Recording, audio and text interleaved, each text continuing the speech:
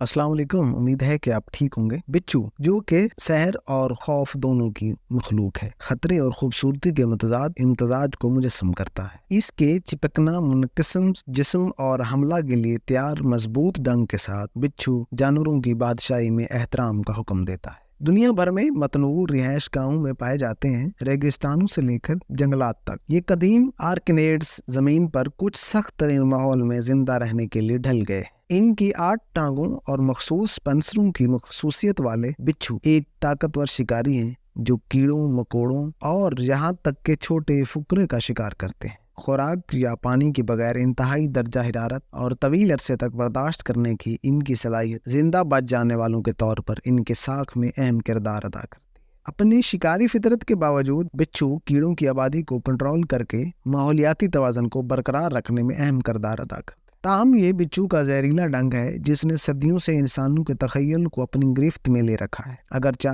बहुत सी नस्लों में शिकार को मारने के लिए काफी ताकतवर जहर होता है, लेकिन सिर्फ चंद ही इंसानों के लिए एक अहम खतरा है। बहरहाल जहरीले बिच्छू का सामना खतरनाक हो सकता है, जिससे शदीद दर्द, सूजन और गैर मामूली मामलात में हलाकतें हो सकती हैं। अपनी खौफनाक शोहरत के बावजूद बिच्छू आमतौर पर तसादुम से गुरेज करते हैं और सिर्फ धमकी मिलने पर ही डंक मारते हैं। अपनी हयातियाती अहमियत से हटकर बिच्छू मुख्तलिफ मुआशरों में सकाफती और अलामती अहमियत रखते हैं। कदीम अफसानों में वो सकाफत के लिहाज से अक्सर मौत या तहफ़्फ़ुज़ की अलामत, आज वो इंसानी दिलचस्पी, मुतासिर कुन आर्ट, अदब और यहाँ तक के साइंसी तहकीक को भी मुतासर करते रहते हैं। आखिर में बिच्छू की पुरअसरार रग़बत इसकी दोहरी फितरत में मुज़म्मिर है। एक खतरा और हैरत दोनों की मखलूक है। जैसा कि हम इन कदीम आर्कनेड्स को समझने और इनके साथ रहने की कोशिश करते हैं, हम कुदरती दुनिया की पेचीदगियों और उसके अंदर अपने मकाम को देखते हैं।